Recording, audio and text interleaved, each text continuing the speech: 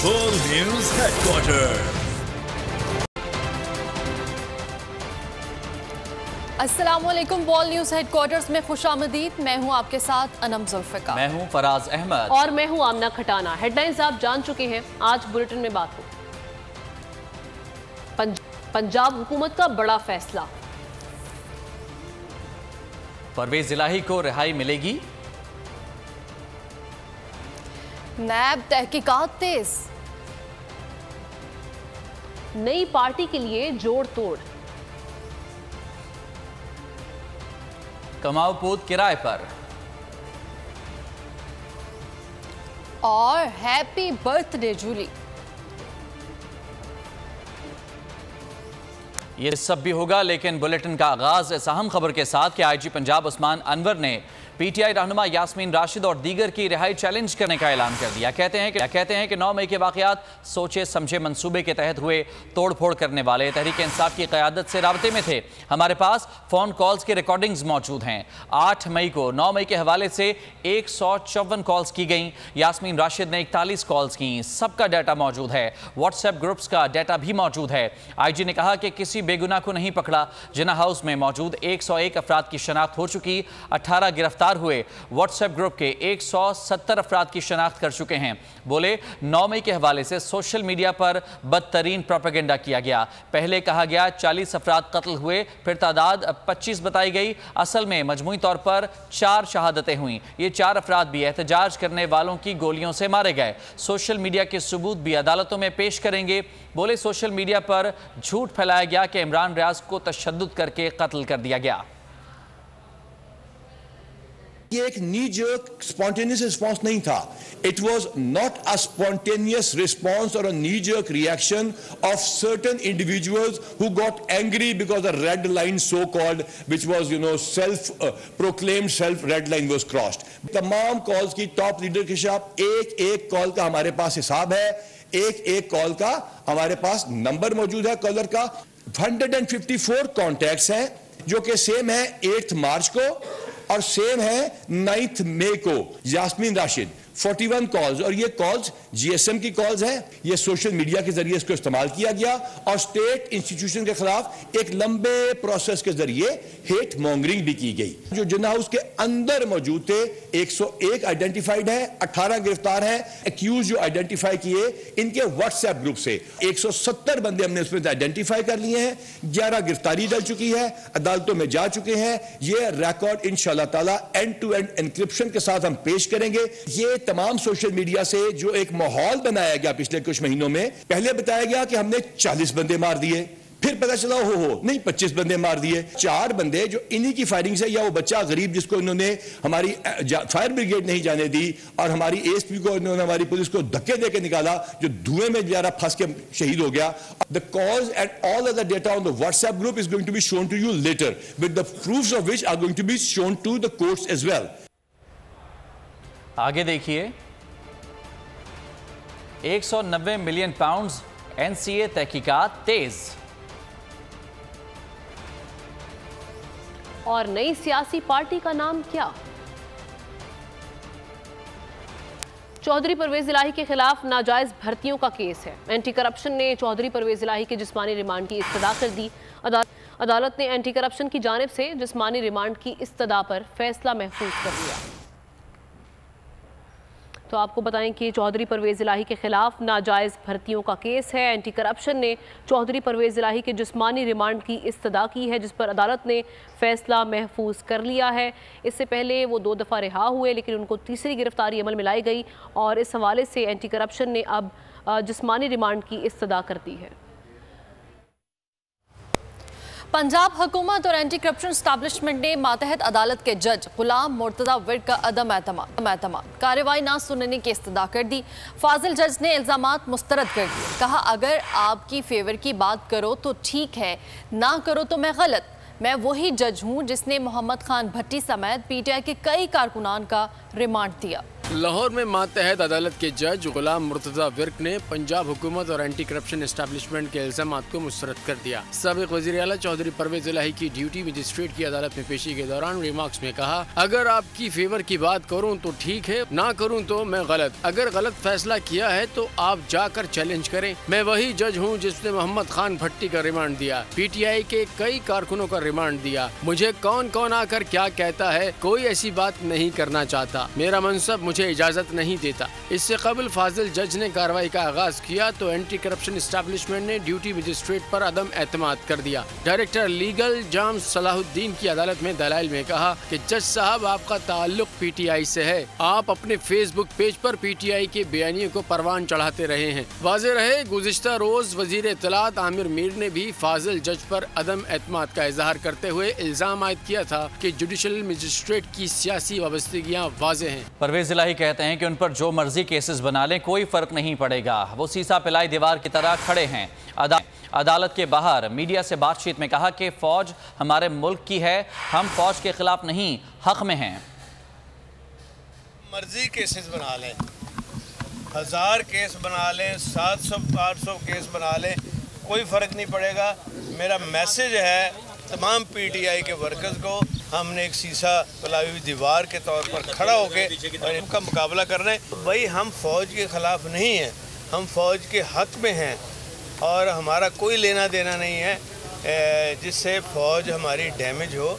हमारे मुल्क की 190 मिलियन पाउंड्स NCA तहकीकात केस में नैब ने तहकीकात तेज कर दी हैं। शेख रशीद, परवेज खटक, हमाद अजहर, मुराद सईद, असद उमर, फवाद चौधरी, खालिद मकबूल सिद्दीकी समेत 22 रहनुमाओं की जायदादों और बैंक अकाउंट्स का रिकॉर्ड तलब कर लिया। 190 मिलियन पाउंड्स NCA तहकीकात। नैब ने तहकीकात का दायरा वसी कर दिया। 22 रहनुमाओं की जायदादों और बैंक अकाउंट्स का रिकॉर्ड तलब।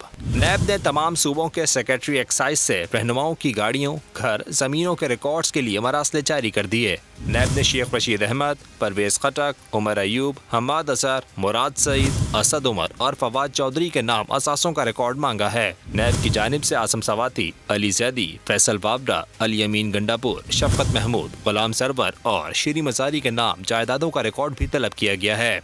नैब ने खालिद मकबूल सिद्दीकी, फारूक नसीम, खसरो बख्तियार और एजाज अहमद शाह के नाम जायदादों की तफसीलात भी तलब की हैं। जहांगीर तरीन की नई सियासी जमात के लिए 2 नाम सामने आ गए। नामों को फाइनल टच देने के लिए कमेटी तश्कील दी गई। कमेटी मंजूरी के बाद रजिस्ट्रेशन के लिए इकदाम किए जाएंगे। मजीद तफसीलात इस रिपोर्ट में देखिए। मुल्क की सियासत में नई जमात की मुतवक्के एंट्री। नाम फाइनल करने के लिए कमेटी बना दी। जहांगीर तरीन जल्द ऐलान करेंगे। नई सियासी जमात के लिए 2 मुजव्विज़ा नाम सामने आ गए हैं। पहला अवाम दोस्त पार्टी, जबकि दूसरा पाकिस्तान इंसाफ पार्टी तजवीज़ किया गया। जहांगीर तरीन ने नाम फाइनल करने के लिए कमेटी तश्कील दे दी। कमेटी साफ़ अकवानी, ओन चौधरी और लीगल टीम पर मुश्तमिल होगी। कमेटी को नाम की मंजूरी के बाद रजिस्ट्रेशन के लिए फौरी इक़दामात का टास्क भी मिल गया है। जहांगीर तरीन की जानिब से आइंदा हफ्ते नई पार्टी का ऐलान मुतवक्के है। और दूसरी जानिब तहरीक इंसाफ छोड़ने वाले हम ख्याल अराकीन ने डेमोक्रेट्स के नाम से नया ग्रुप बना लिया। जहांगीर तरीन ग्रुप के साथ ना जाने का फैसला किया। इलेक्शन कमीशन में ग्रुप को रजिस्टर नहीं करवाया जाएगा। डॉक्टर मुराद रास ने कहा कि मुस्लिम लीग काफ, पीपल्स पार्टी और मुस्लिम लीग नून में शमूलियत नहीं की जाएगी। PTI छोड़ने वाले हम ख्याल अरकान का बड़ा फैसला। पाकिस्तान तहरीक इंसाफ डेमोक्रेट्स ग्रुप कायम। PTI के साबिक अरकान डॉक्टर मुराद रास और हाशिम डोगर की ज़ेर सदारत हम ख्याल अरकान का इजलास डेमोक्रेट्स के नाम से नया ग्रुप बना लिया। इजलास में फैसला किया गया कि जहांगीर तरीन ग्रुप के साथ इल्हाक नहीं किया जाएगा, अलग शनाख्त बरकरार रखी जाएगी। इजलास में फैसला किया गया कि ग्रुप में आने वाले अरकान की शनाख्त ज़ाहिर नहीं की जाएगी। ग्रुप की इलेक्शन कमीशन में भी रजिस्ट्रेशन नहीं कराई जाएगी। डॉक्टर मुराद रास ने कहा कि सब लोगों से राब्ते में हैं। मुस्लिम लीग काफ, पीपल्स पार्टी और मुस्लिम लीग नून में शमूलियत नहीं की जाएगी। -+ फार्मूला भी नाकाम होगा। सितंबर होगा और कोई अनहोनी भी हो सकती है। शेख रशीद अहमद का दावा। कहा कि PDM सिर्फ फूट का शिकार ही होगी, अवाम में मुंह दिखाने के काबिल नहीं रही। हमारी सियासत कटी हुई पतंग की मानिद है, कुछ समझ नहीं आ रही कि गुड्डी कौन लूटेगा।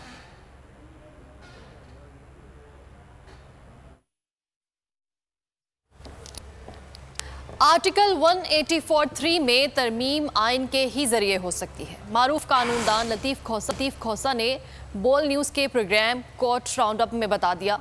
बोले, पहले केसेस ख़त्म कराने के लिए नैब कवानीन में तब्दीली की गई और NRO लिया। अब नाअहलियत ख़त्म करने के लिए कानून साजी की कोशिश की जा रही है। मज़मूम कोशिश का मकसद मफरूरों को रिलीफ देना है। देखिए, ये 184 का जहाँ तक ताल्लुक है, इसमें तरमीम सिर्फ आइन के जरिए हो सकती है। आइन में तरमीम करना अगर करें तो तब इसमें तरमीम हो सकती है। एक बात तो ये है कि सुप्रीम कोर्ट का प्रैक्टिस एंड प्रोसीजर के कानून का इसको मुकन्नना को अख्तियार ही नहीं है, क्योंकि 18वीं तरमीम के बाद जब कंकरेंट लिस्ट को खत्म किया गया और सिर्फ एक फेडरल लेजिस्लेटिव लिस्ट आई, तो आर्टिकल 70 सब आर्टिकल 4 जो है आइन का, उसके तहत जो लेजिस्लेटिव लिस्ट बनाई गई, उसके पहले हिस्से में, यानी 2 हिस्से हैं लेजिस्लेटिव फेडरल लेजिस्लेटिव लिस्ट के, पहले हिस्से में आइटम नंबर 55 पर लिखा हुआ है एक्सेप्ट द सुप्रीम कोर्ट, यानी सुप्रीम कोर्ट के अलावा बाकी अदालतों की हद तक ये प्रैक्टिस एंड प्रोसीजर के कानून बना सकते हैं। लेकिन सुप्रीम कोर्ट को एक्सक्लूड किया गया है, और इसलिए एक्सक्लूड किया गया, उसकी मंतक ये है क्योंकि पहले ही सुप्रीम कोर्ट रूल्स जो है 1980 के इन फील्ड मौजूद हैं, जिसमें सुप्रीम कोर्ट ने अपने प्रैक्टिस एंड प्रोसीजर्स को आर्टिकल 191 के तहत रेगुलेट किया हुआ है। PTI के मुस्ताफी और मुनहरफ अरकान ऐवान में वापसी के लिए पर तोलने लगे। स्पीकर असम्बली से अपील कर दी, यकीन दहानी कराई कि हुकूमत से भरपूर ताउन किया जाएगा। PTI के मुस्ताफी मुनहरफ अरकान को ऐवान इक़्तिदार याद आने लगा। स्पीकर राजा परवेज अशरफ से अपील कर दी कि ऐवान में वापस बुलाया जाए। मुनहरफ अरकान ने हुकूमत को ताउन की यकीन दहानी करा दी। ये वही अरकान हैं जिन्होंने 9 मई के बाद PTI से राहें जुदा की थी। ऐसे में स्पीकर असेंबली मुश्किल में फंस गए। मुनहरफ अरकान को बहाल करते हैं तो दूसरों को भी बहाल करना पड़ेगा। स्पीकर ने मुनहरफ अरकान की बहाली पर कानूनी राय मांग ली। पंजाब के 72 अरकान कौमी असम्बली लाहौर हाई कोर्ट के हुक्म पर बहाल हुए थे, जबकि स्पीकर ने लाहौर हाई कोर्ट के फैसले पर अमल नहीं किया था। और अब ये खबर शामिल करते हैं कि शोहदाए पाक फौज के वालिदैन ने जिन्ना हाउस लाहौर और दीगर फौजी तंसीबात के जलाओ घिराव पर इजहार अफसोस किया है। उनका कहना था कि ये वाक़यात देखकर दिल खून के आंसू रो रहा है। अंजुमन ताजरान लाहौर ने जिन्ना हाउस का दौरा किया। उन्होंने 9 मई के वाक़यात की मजम्मत की। कहा, वो दिलो जान से पाक आर्मी के साथ हैं। अंजुमन ताजरान लाहौर के रहनुमा जिन्ना हाउस पहुंच गए। ताजिर बरादरी ने जिन्ना हाउस की हालत देखकर अफसोस का इजहार किया। ताजरों का कहना था 9 मई के वाक़यात इंतहाई काबिल मुज़म्मत है। ताजरों ने वाक़यात में मुलव्विस अनासिर को कैफरे किरदार तक पहुँचाने का मुतालबा किया। मारूफ बलोच रहनुमा नवाबजादा मीर जमाल खान रईसानी ने कहा है कि बलोचिस्तान के लोगों ने दहशत गर्दी के खिलाफ कुर्बानियाँ दी हैं। सियासत आपका हक है, ताहम शोहदा की यादगारों पर हमला काबिल मजम्मत है। नेशनल प्रेस क्लब में प्रेस कॉन्फ्रेंस में उनका कहना था कि मुल्क के दाखिली और खारजी चैलेंजेस के मुकाबले के लिए पाक फौज का किरदार काबिल फ़ख्र है। उन्होंने कहा, बलोच नौजवानों को ब्रेन वॉशिंग करके इस्तेमाल किया जा रहा है। ऐसी सरगर्मियाँ हमारी रिवायात के खिलाफ हैं।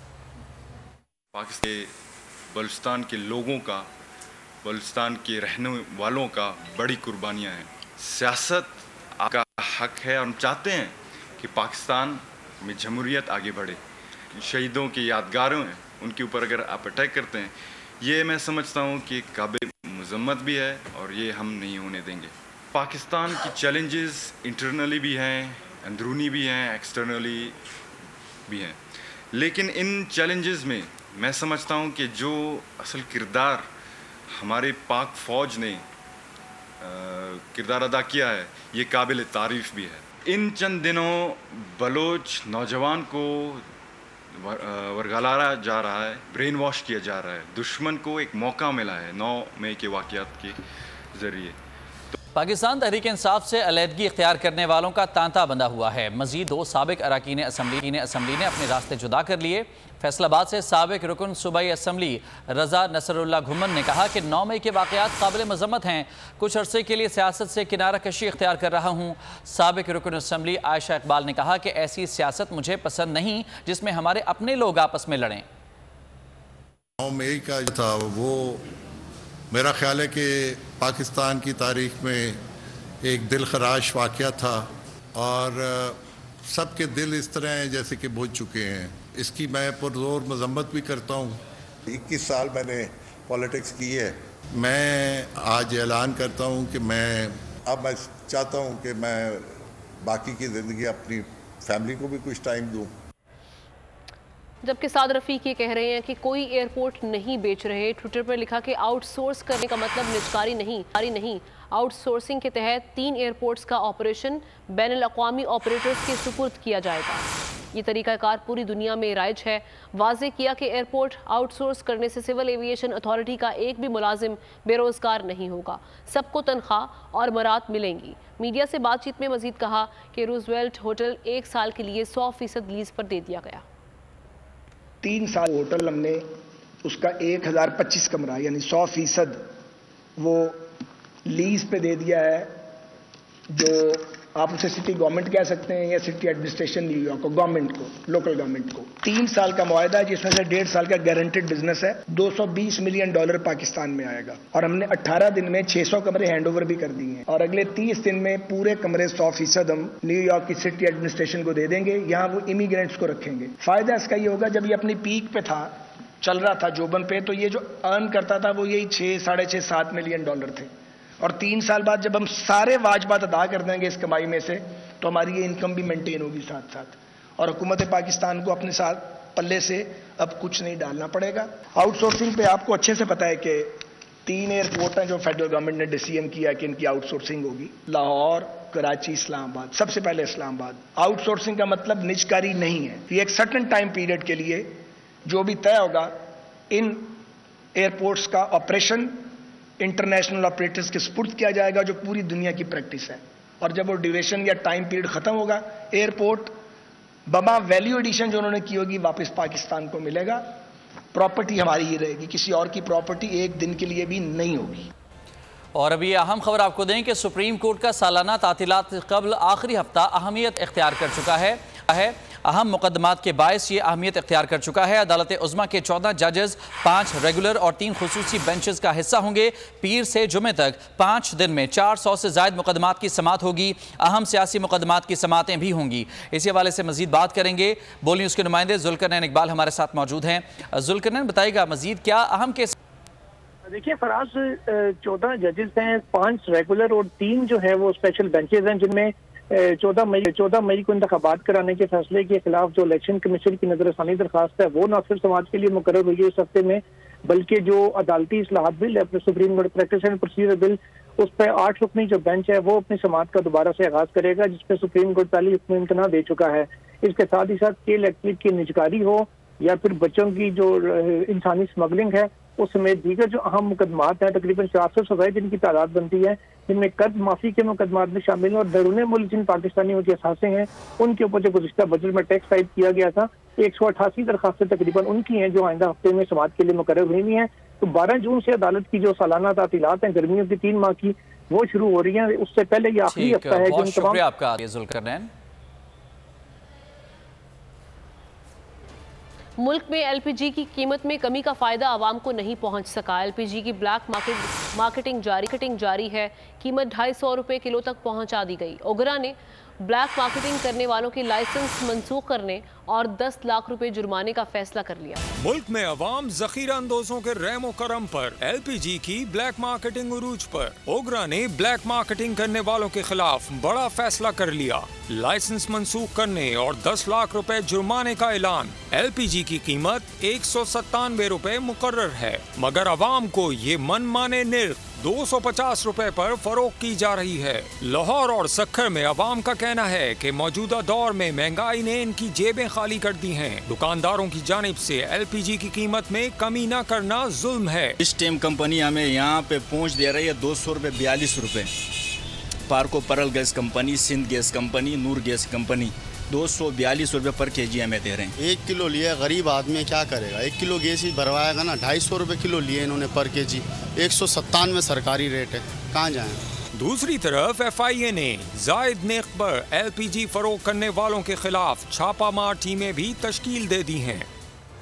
मुल्क भर में महंगाई के तूफान ने शहरियों को जकड़ लिया। सस्ता बाजार हो या ओपन मार्केट, शहरियों को कहीं रिलीफ मुयस्सर नहीं। मौजूदा दौरे हुकूमत में आवाम के लिए दाल सब्जी खरीदना इंतहाई मुश्किल हो गया। रोजाना की बुनियाद पर अशिया खुरनोश की बढ़ती कीमतों ने गरीब मुतवस्सित तबके का जीना मुहाल कर दिया। महंगाई ने किया जीना दोपहर। सफेद पोश और मुलाजमत पेशा हुकूमत की कारकर्दगी दावों और वादों से आगे न बढ़ सकी। अशिया खुरनोश की रोज रोज की बढ़ती कीमतों ने आवाम को चकरा कर रख दिया। हर शय आम आदमी की कुव्वत खरीद से बाहर। सब्जियों दालों की कीमतें सुनकर गोश्त खरीदने का गुमान होने लगा। मुर्गी फरोशों ने भी आवाम पर छुरी चला दी। कराची तक खैबर कीमत मजीद बढ़ा दी गई। दूध दही अंडे भी पहुँच से दूर हो गए। फल तो गरीब के लिए सिर्फ देखने को ही रह गए। कीमतों में होशरबा इजाफे ने शहरियों की परेशानी को कई गुना बढ़ा दिया। शहरी कहते हैं इस हुकूमत ने हमें जीने के काबिल नहीं छोड़ा। हम कमा नहीं सकता है, महंगाई दौर है, कोई मजदूरी नहीं करवाता है, पैसा किधर से जो मजदूरी करवाए। हमारा भी कुछ भी नहीं होता है, मैं ऐसे ही चला जाता हूँ, ऐसे ही सो जाता हूँ। बस सिर्फ इरादा ही किया था, नहीं खरीद पाया, कुव्वत खरीद से बाहर है। अभी मैं फ्रूट मार्केट से होकर आया हूँ, कोई भी ऐसी चीज़ नहीं है जो कि इंसान की पकड़ में हो। महंगाई तो बहुत शदीद हो गई है और इस वक्त जो है किचन चलाना गरीब आदमी के लिए बहुत मुश्किल हो गया है। आवाम पर हर तरफ से अखराजात का बोझ बढ़ गया है, जबकि बेरोजगारी में इजाफा और आमदनी में कमी हुई है। आवाम पूछते हैं कि सरकार कहाँ है। चेयरमैन FBR आसम अहमद ने कहा है कि लाहौर में बड़ी कार्रवाई करके 50 अरब रुपए के सेल्स टैक्स की जाली इनवाइसेस में मुलव्वस गिरोह को गिरफ्तार कर लिया गया है। ट्वीट में उनका कहना था कि जाल के जरिए 8.5 अरब रुपए की टैक्स चोरी पकड़ी गई। गिरोह के 3 अरकान को गिरफ्तार कर लिया गया है। मुलजमान से मजीद तहकीकात जारी हैं। आपको देखे रहनुमा MQM मुस्तफ़ा कमाल ने कहा है कि मर्दमशुमारी हमारे लिए ज़िंदगी और मौत का मसला है। वज़ीर आला सिंध की तासुब की ऐनक नहीं उतर रही। मर्दमशुमारी के बाद होने वाले सर्वे की तारीख में इजाफा किया जाए। न्यूज़ कॉन्फ्रेंस में उन्होंने मजीद कहा कि 9 मई की अफरा तफरी में कराची के मसाइल दब गए हैं। एक तबका हुकूमत गिराने और एक बचाने में लगा हुआ है।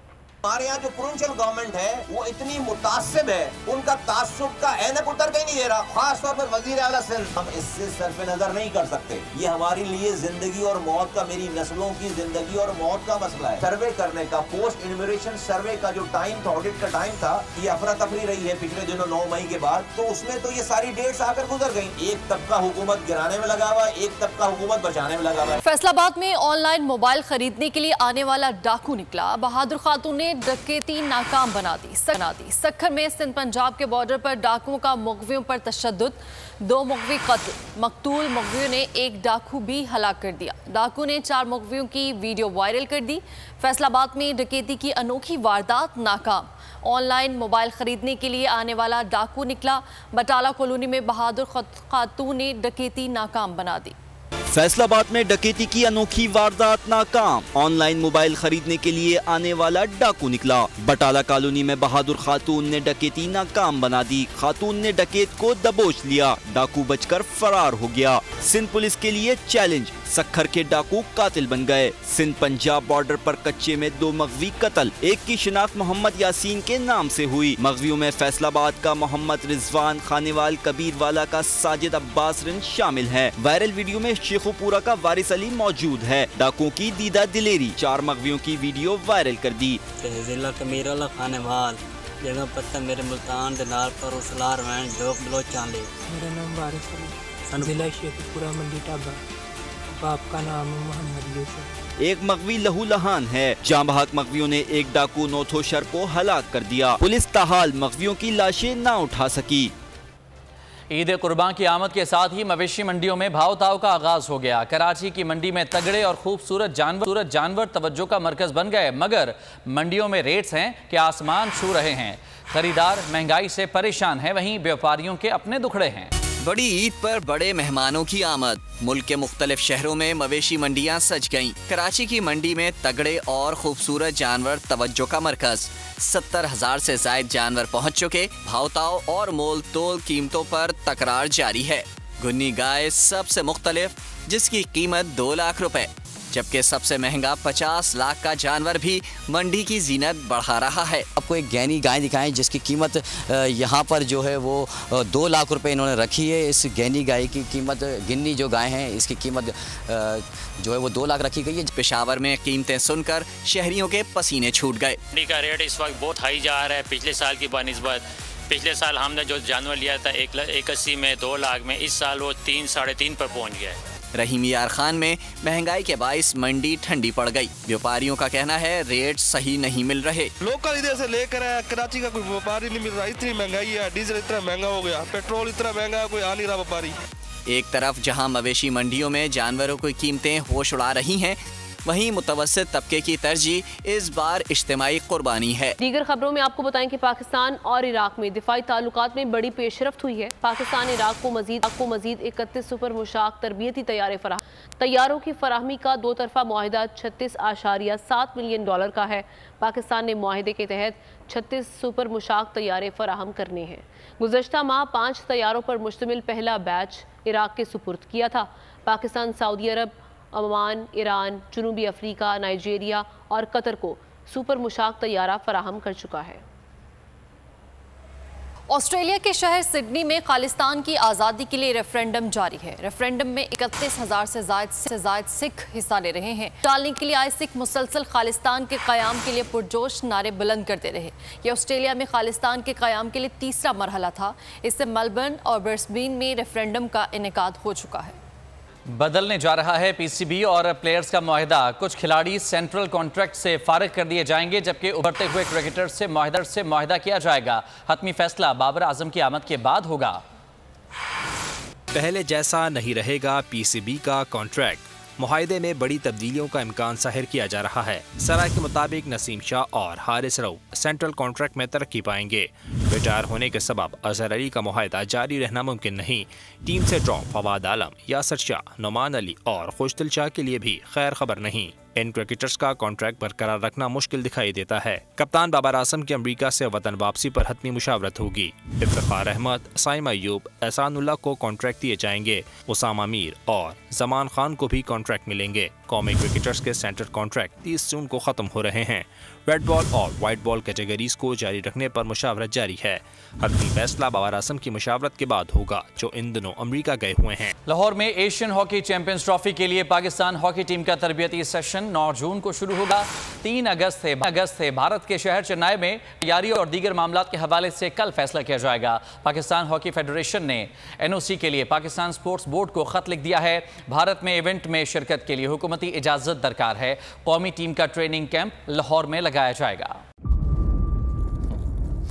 इंतजार था ना, चलो इस बार वो करते हैं जो इससे पहले किया ही नहीं। किस्मत की आंखों में आंखें डाल के जीतना होगा। सब में शेर जैसी राह, जर्रा जर्रा भी हर कंटेस्टेंट को लगेगा पहाड़। लड़खड़ाना नहीं है, खोल दो अपने पंख अगर आसमान छूना है। अबे लग रहा है ये सब पहले भी कहीं सुना है। एंटरटेनमेंट की गारंटी जनाब, क्योंकि यहाँ खेलोगे कूदोगे तो बनोगे नवाब। खुश रहो पाकिस्तान। खुश रहो पाकिस्तान, बुध और जुमेरात शाम 7 बजे सिर्फ बोल एंटरटेनमेंट पर। सब्सक्राइब करें और बेल दबाएं ताकि कोई खबर रह न जाए।